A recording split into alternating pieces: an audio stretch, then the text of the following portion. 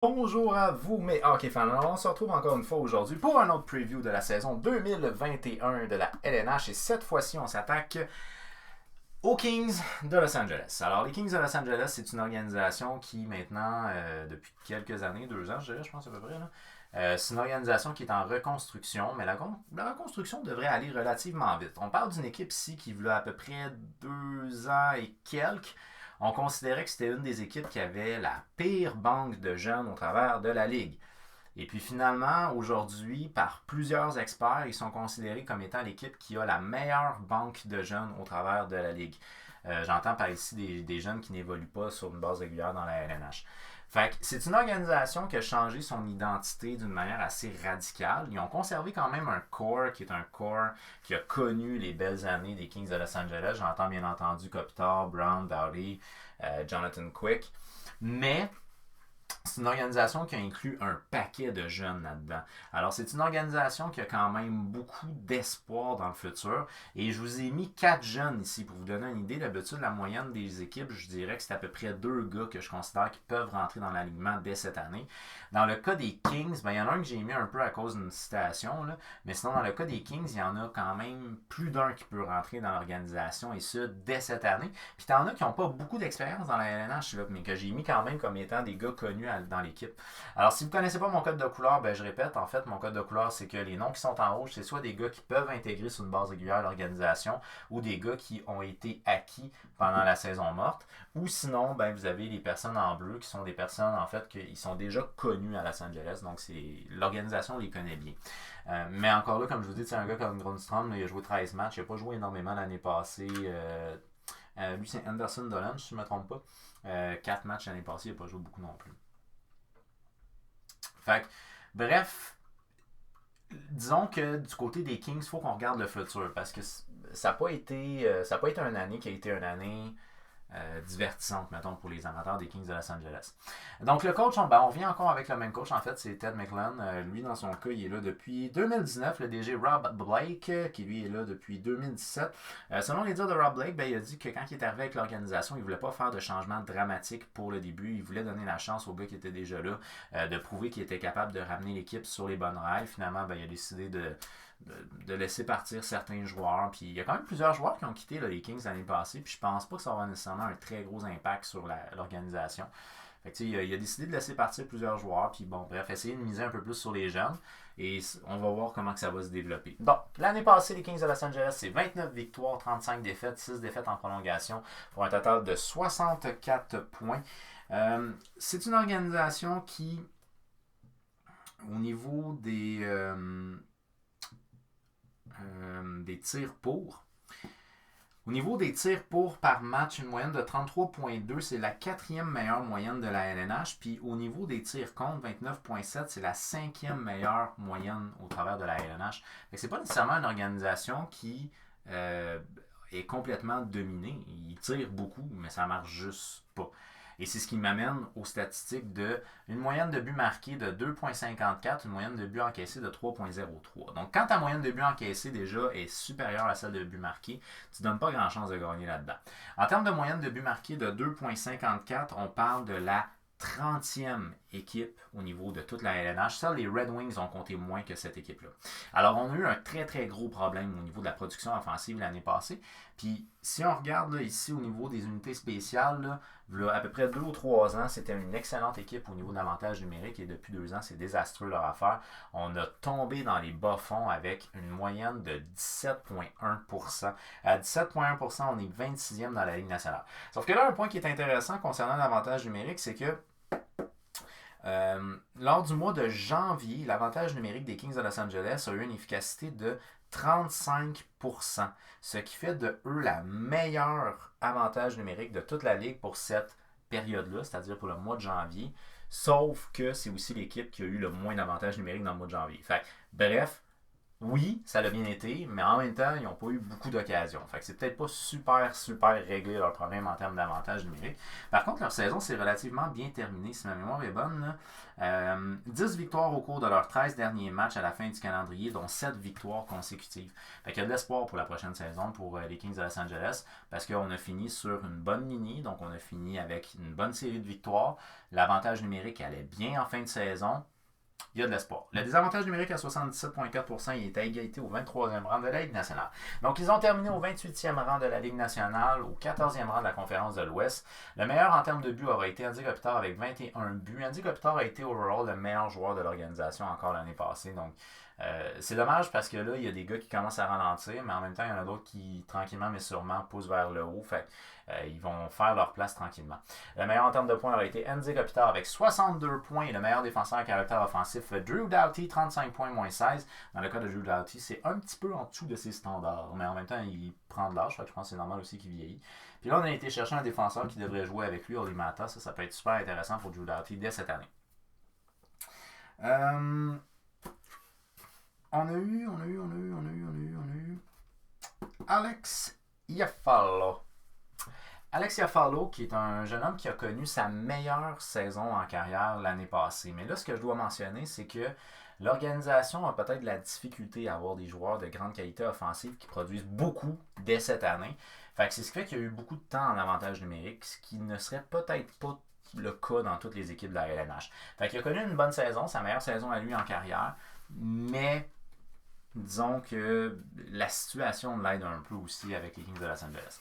Là, on a plusieurs jeunes ici qui pourraient faire partie de l'organisation dès l'année prochaine. Le premier que j'ai mis, c'est le joueur de centre Gabriel Vilardi, 21 ans, choix de première ronde en 2017. Quand on parle là, de parmi les meilleurs espoirs des Kings de Los Angeles, revient dans les discussions généralement des gars comme justement Vilardi, Bayfield, Bjornfot aussi qui revient assez souvent. Fait que tu sais, c'est généralement parmi les top prospects et c'est des gars qui peuvent être prêts déjà pour la LNH dans certains cas. En tout cas, Gabriel Vilardi, choix de première ronde en 2017. Dans son cas, à lui, l'année passée, il a joué 32 matchs dans la Ligue américaine, 9 buts, 16 passes pour 25 points. Donc ça a très bien été dans la Ligue américaine.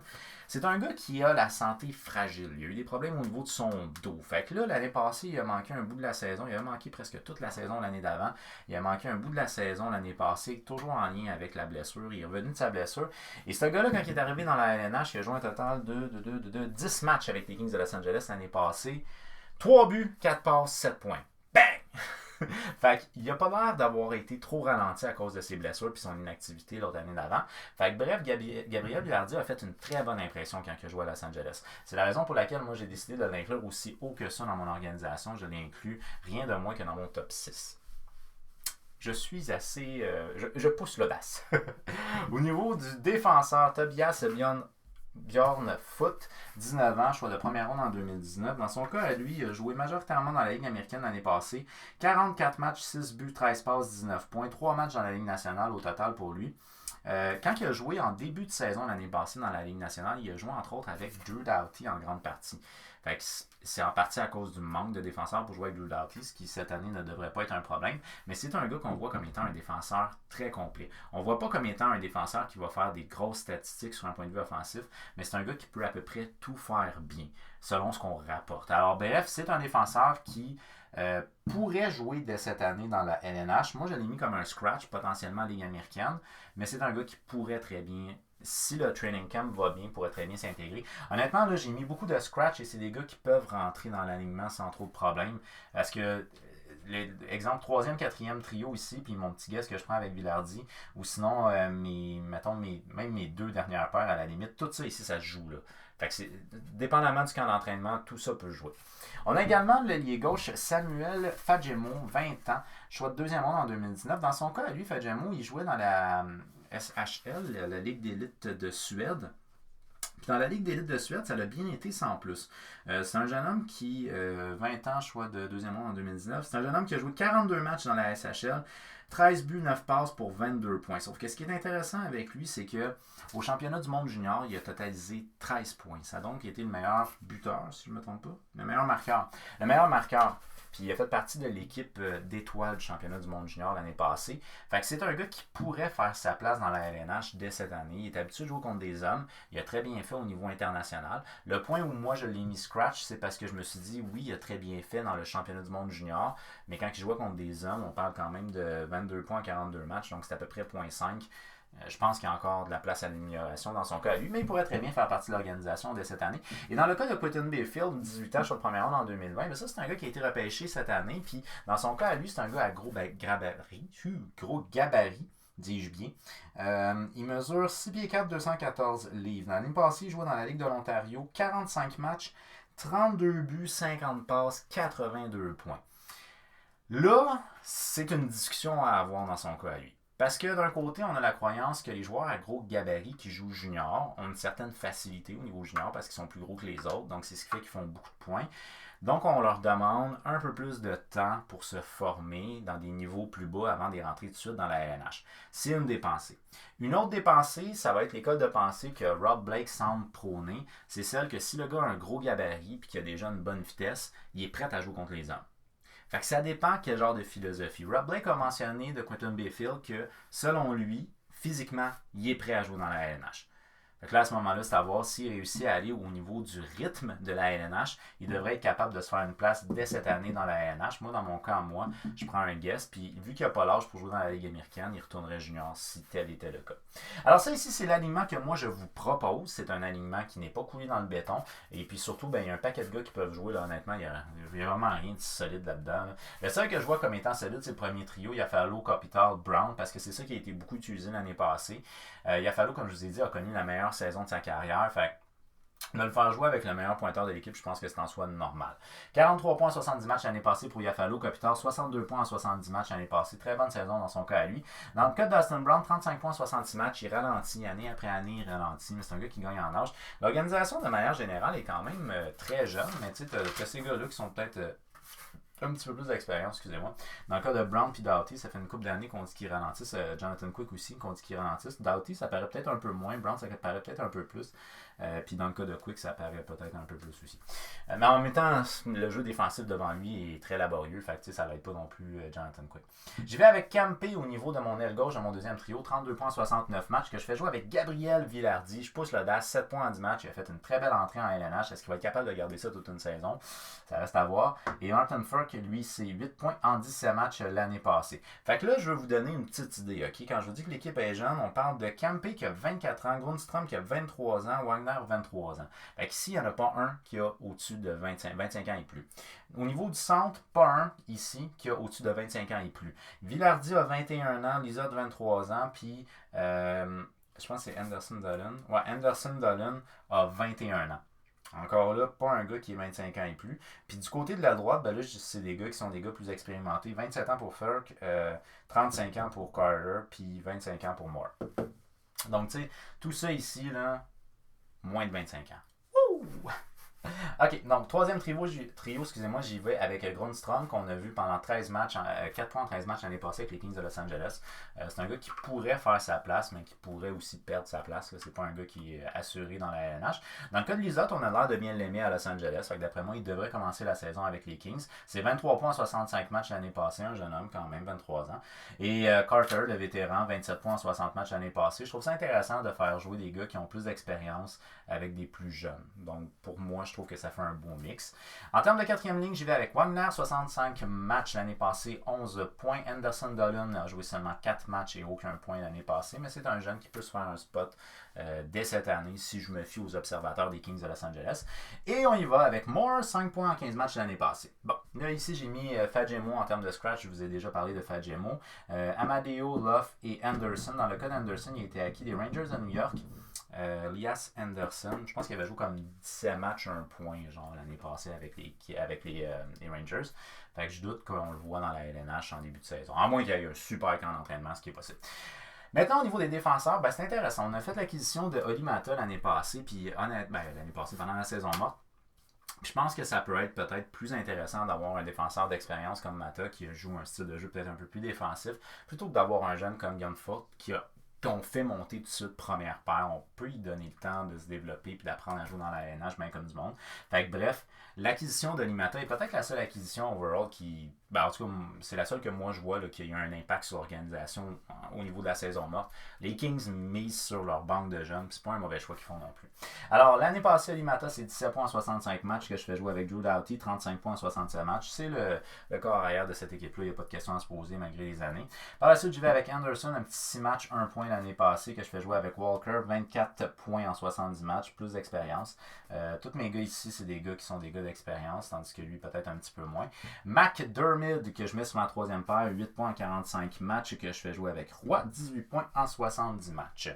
Il n'y a pas nécessairement de positions qui sont coulées dans le béton dans ces cas-là. Moi, j'aimerais garder Walker par contre, mais sinon, pour les autres, je considère qu'il n'y a pas de position coulée dans le béton. C'est la raison pourquoi on a Clark et Bjornsfoot qui pourraient faire partie de cette organisation dès cette année. En termes de gardien de but, ben là, écoute, en termes de gardien de but, c'est un petit peu plus compliqué pour ce qui est des Kings de Los Angeles parce qu'on n'a pas nécessairement de prospect à très très grande valeur avec les Kings de Los Angeles. C'est peut-être ça qui peut éventuellement leur tirer dans le pied parce que là, actuellement, on a Carl Peterson qui, lui, c'est Calvin Peterson, qui lui fait bien, mais qui il torche pas. Donc, ça ne met peut-être pas en confiance qu'il va remplacer tout de suite, disons, Jonathan Quick. Fait que ce serait intéressant de donner moins de matchs à Jonathan Quick parce que plus que ça va, plus que ça a l'air d'être difficile. En même temps, comme je dis, l'organisation qui est en avant de lui ne joue pas nécessairement bien défensivement. Ça ne l'aide vraiment pas au niveau statistique. L'année passée, Jonathan Quick, 42 matchs, 2,79, 904, c'est respectable. Dans le cas de Calvin Peterson, lui, c'est 8 matchs, 2,64, 922. Faut qu'il gagne plus de matchs. Si tu veux éventuellement qu'il fasse sa place dans la LNH, faut qu'il gagne en expérience. C'est pas en faisant jouer continuellement Quick. Puis en plus, tu es dans une situation perdante, mais donne-y de l'expérience à ce jeune-là. Mais malheureusement, pour les Kings, on n'a pas nécessairement de relève à cette position-là. En tout cas, de nom très important en termes de relève.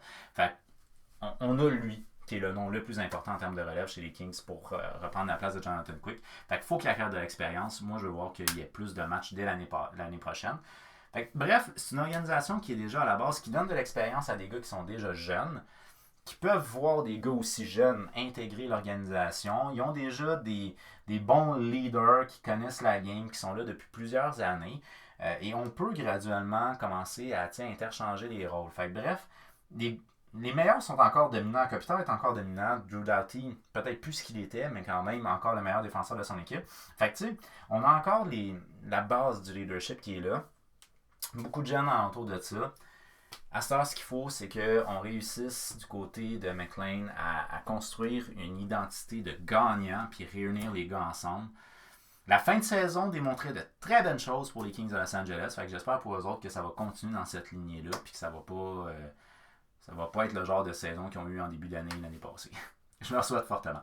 Alors, c'était ça pour ce qui est de mon preview des Kings de Los Angeles. Alors, si jamais vous êtes un fan des Kings de Los Angeles, vous pensez que j'avais oublié quelqu'un ici qui pourrait intégrer l'alignement dès cette année, parce qu'il y en a plein qui peuvent l'intégrer. Fait que bref, ça se peut qu'il y ait un nom d'après vous qui était peut-être un peu plus fort et que j'ai pas mis dans ma liste là. Faites-le moi savoir au travers des commentaires, ça va me faire plaisir de pouvoir vous lire. Alors, un très gros merci d'avoir pris le temps d'écouter cette vidéo-là. N'oubliez pas, vous pouvez me suivre à la fois sur TikTok, sur Twitter et sur Instagram. Ça va me faire plaisir d'interagir avec vous.